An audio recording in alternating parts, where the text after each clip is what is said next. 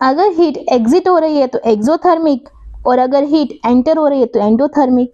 हम बात कर रहे हैं एक्सोथर्मिक एंड एंडोथर्मिक रिएक्शंस की। फॉर एग्जाम्पल हमारी डेली लाइफ में जब हम एसी की आउटडोर यूनिट के सामने खड़े होते हैं तो हमें बहुत सारी हीट वहां पर मिलती है, वहां से हीट रिलीज हो रही होती है, तो हम उस रिएक्शन को बोलते हैं एक्सोथर्मिक रिएक्शन, जहां से हीट रिलीज हो गई, एग्जिट हो गई। एक्स का मतलब एग्जिट। तो अगर हीट एग्जिट हो रही है, रिलीज हो रही है प्रोडक्ट्स के साथ साथ, तो हम उसको क्या बोलते हैं, एक्सोथर्मिक रिएक्शन। एंडोथर्मिक में हीट एनर्जी एब्जॉर्ब्ड होती है, कोई भी टाइप की हीट हो, एनर्जी हो, तो वो एब्जॉर्ब होगी यानी एंटर होगी, एंडोथर्मिक में एंटर होगी। For example burning of paper, तो पेपर की जब बर्निंग करते हैं तो वहां पर हीट प्रोवाइड करनी पड़ती है, हीट एब्जॉर्ब होती है, तो वो बोलते हैं, उसको बोलते हैं हम एंडोथर्मिक रिएक्शन। एग्जाम्पल देख लेते हैं हम एक्सोथर्मिक रिएक्शन का। हमारा जो रेस्पिरेशन है, जिसके अंदर हम ऑक्सीजन इनहेल करते हैं और हमारे फूड के साथ मिक्स होकर के क्या बनाती है, carbon dioxide, water and energy. यहाँ पर एनर्जी क्या हो रही है, रिलीज। एनर्जी रिलीज होने की वजह से हम इसको क्या कहते हैं, एक्सोथर्मिक रिएक्शन। एंडोथर्मिक में जो हमारा फोटोसिंथेसिस प्रोसेस है, जो हम क्लास 5th 6th से पढ़ते आ रहे हैं, फोटोसिंथेसिस में क्या होता है, जो प्लांट्स होते हैं वो सनलाइट को कैप्चर करते हैं, सनलाइट को कैप्चर कर रहे हैं, एब्जॉर्ब कर रहे हैं, इस वजह से वो कैसी रिएक्शन है, एंडोथर्मिक, जिसके अंदर carbon dioxide, water and sunlight मिलकर के क्या बनाते हैं, फूड एंड ऑक्सीजन। तो ये भी रिएक्शन आपकी इंपॉर्टेंट है। रेस्पिरेशन से भी क्वेश्चन आ सकता है, why is respiration called an exothermic reaction, explain. Exothermic reaction क्यों बोलते हैं रेस्पिरेशन को, क्योंकि इसके अंदर से हीट रिलीज होती है, एनर्जी रिलीज होती है। तो इस रिएक्शन को आप याद रखेंगे ताकि आप वहाँ एग्जाम्पल दे सकें और आपको पूरे मार्क्स मिले। अब हमने लास्ट जो क्लासेस हैं उसमें हमने कॉम्बिनेशन और डिकम्पोजिशन रिएक्शंस भी पढ़ी थी। कॉम्बिनेशन रिएक्शंस के बहुत सारे एग्जाम्पल आप एक्सोथर्मिक में यूज कर सकते हैं, और जो डिकम्पोजिशन रिएक्शंस के एग्जाम्पल है वो आप एंडोथर्मिक में यूज कर सकते हैं। डिकम्पोजिशन में हमने पढ़ा था thermal decomposition, electrolytic decomposition, photolytic decomposition, तो आप सारे एंडोथर्मिक में यूज कर सकते हैं। तो चलिए वो एग्जांपल्स देख लेते हैं। तो हमारा जो एंडोथर्मिक एग्जांपल्स हैं वो हैं फेरस सल्फेट की बर्निंग, फेरस सल्फेट की थर्मल डिकम्पोजिशन, जहां पर हमें फेरस सल्फेट की थर्मल डिकम्पोजिशन से फेरिक ऑक्साइड मिला था, सल्फर डाइऑक्साइड गैस मिली थी एंड सल्फर ट्राइऑक्साइड गैस मिली थी। उसके बाद हमने पढ़ा था electrolytic decomposition of water. Water के अंदर से हम इलेक्ट्रिसिटी अगर पास करते हैं तो हमें क्या मिलता है, hydrogen gas and oxygen gas. उसके बाद हमने पढ़ा था सिल्वर क्लोराइड की फोटोलिटिक डिकम्पोजिशन। सिल्वर क्लोराइड जब सनलाइट की प्रेजेंस में जाता है तो वो ग्रे कलर का सिल्वर और क्लोरीन गैस, ये दो प्रोडक्ट की फॉर्मेशन करता है, और ये सारे किसके एग्जाम्पल हैं, एंडोथर्मिक रिएक्शंस के। तो आप इसको यूज कर सकते हैं, आप इनको ध्यान याद रखिए, कोई भी एक एग्जाम्पल याद कर लीजिए, काफी होगा, सफिशिएंट होगा आपको एक्सप्लेन करने के लिए एग्जाम में। उसके बाद हम एक्सोथर्मिक के देख लेते हैं। एक्सोथर्मिक में हमने कॉम्बिनेशन में एग्जाम्पल पढ़ा था, क्विक लाइम के अंदर हम वाटर को ऐड कर रहे थे, तो हमारा जो प्रोडक्ट था वो क्या बन रहा था, स्लेक्ड लाइम, और साथ में क्या हो रही थी, हीट रिलीज हो रही थी, और हीट अगर रिलीज हो गई तो वो कौन सी रिएक्शन है, एक्सोथर्मिक रिएक्शन। तो आई होप आपको एक्सोथर्मिक और एंडोथर्मिक का कॉन्सेप्ट समझ में आ गया होगा। अगर ऑक्सीजन ऐड हो रही है तो ऑक्सीडेशन, और अगर ऑक्सीजन पीछा छुड़ा के भाग रही है तो रिडक्शन। हम बात कर रहे हैं ऑक्सीडेशन एंड रिडक्शन रिएक्शन की।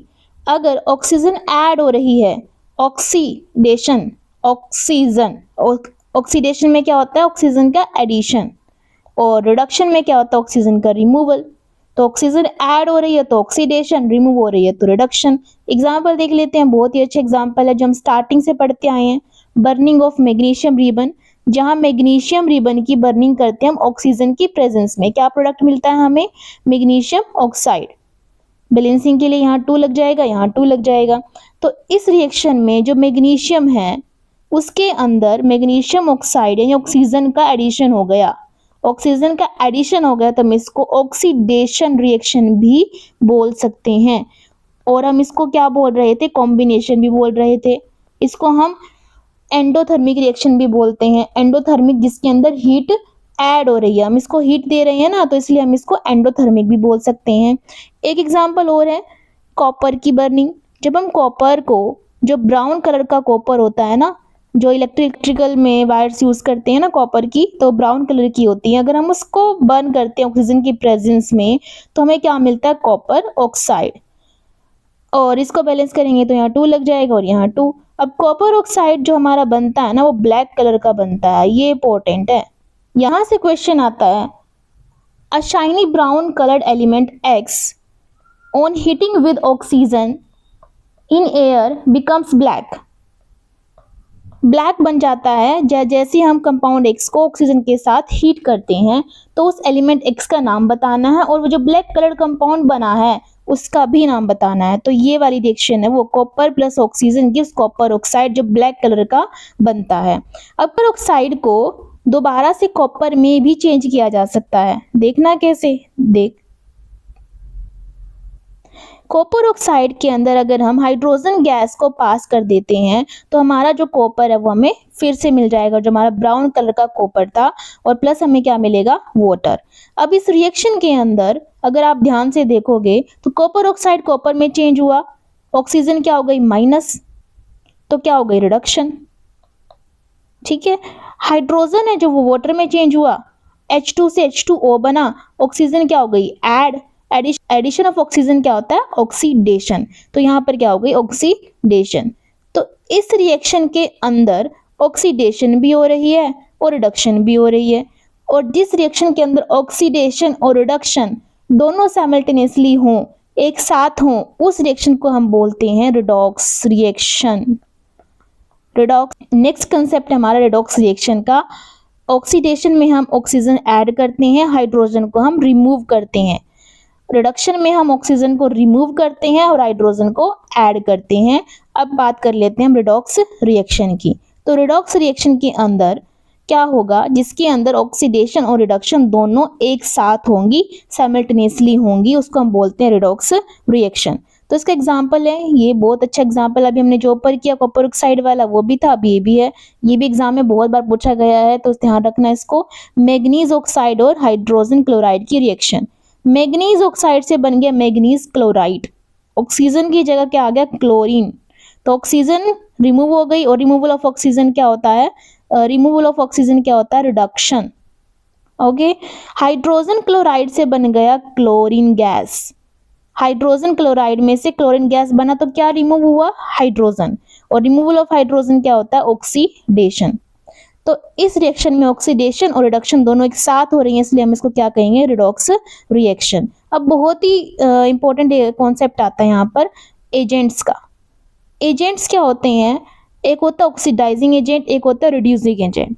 बहुत ही सिंपल है, जिसकी रिडक्शन हो रही है वो क्या है, ऑक्सीडाइजिंग एजेंट। तो यहाँ पर ऑक्सीडाइजिंग एजेंट कौन है, मैग्नीज ऑक्साइड।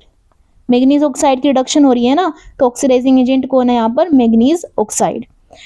और जिसकी ऑक्सीडेशन हो रही है वो क्या होएगा, रिड्यूसिंग एजेंट, रिवर्स हो जाएगा।